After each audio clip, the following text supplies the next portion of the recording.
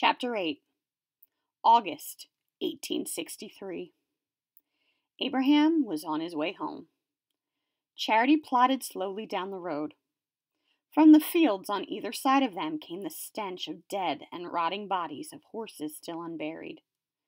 Abraham was tired and heartsick, but he knew that he and Charity had done good work.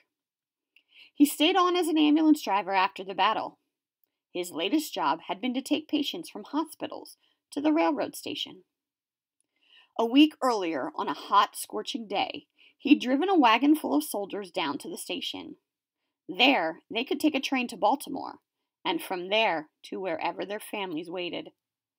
Clouds of dust rose from the road, coating buildings and what fences remained with a thin layer of grime. He passed a group of soldiers walking in the heat and dust, helped along by other walking wounded. He'd have picked them up, but he had no more room in the wagon. Just then, a farmer driving his own wagon passed them by, causing them to move over to the side of the road. He carried only one passenger. It made Abraham so mad he could hardly stand it. Why hadn't the man picked up some of the soldiers on the road? It didn't make any sense to him, and when he got to the station, he told another driver about what he'd seen. The driver held up his hand and made a hard fist. "These farmers," he spat out the words angrily. "They're hard as a fist." He told Abraham that some of the local men were making a name for themselves by their stinginess. They've been charging those poor soldiers, who got wounded defending the farmers' very land, to drive them to the station. Most soldiers got no money at all. Ought to be a law against it, he said angrily. When Abraham returned to the hospital, he told the doctor in charge of surgery about it, and the government sent some men from the provost marshal's office to investigate. It was hard to believe that some folks could be so unkind. But for all of that, Abraham still believed that there were more kind people than unkind people. For instance, just as soon as the railroad started running again, after the tracks were repaired, ladies began arriving from all over to help with the wounded. Seemed like in no time, the hospitals were cleaner, food was prepared better, and the poor soldiers got better treatment. He figured it was a woman's war well as a man's. Charity began moving a bit faster. She recognized home. Abraham sat up a bit straighter. He said a small prayer that home would still be there, and that everything and everybody he loved would be fine. He looked at the back of Charity's head and felt such a surge of affection for her that he had to take a deep breath to keep from crying. Lamar called softly to the nurse as she came down the aisle with a stack of fresh linens. "Ma'am?" he inquired. He lay on a hard pew in the church hospital, but he did have a quilt under him to soften his bed. His wounds had been washed and dressed, but he had no use of his left arm or leg. "I was wondering, could you get me some writing paper?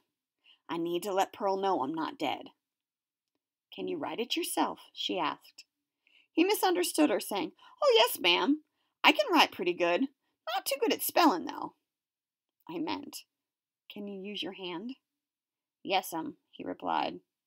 "My right one's fine." After she left, leaving him with a pen and a few pieces of paper, he pushed a corner of the quilt away and, bearing on the pew, began his letter.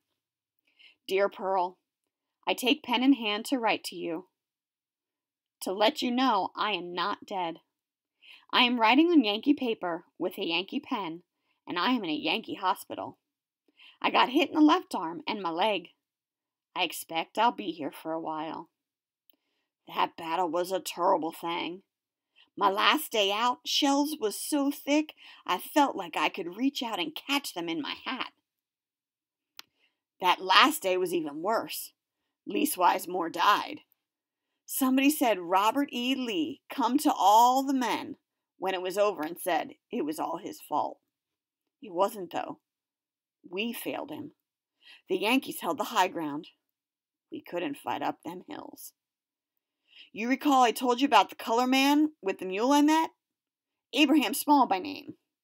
Well, he found me hurt on the field and took me to a Yankee field hospital. He saved my life. I still don't feel too good.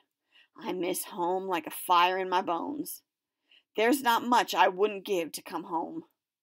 I want to see those mountains all blue with mist, and go down to the hollow where the water in the creek is clear as glass.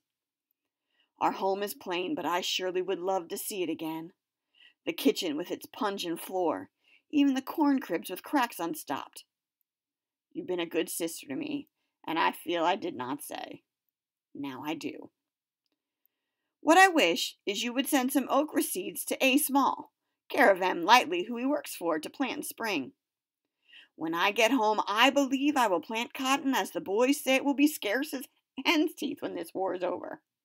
Also, if you could send me some cane syrup made on the place, I would be happy. You can send it here to the church. I tell you one thing. If war comes around again, I ain't gonna be there. Your loving brother, Lamar.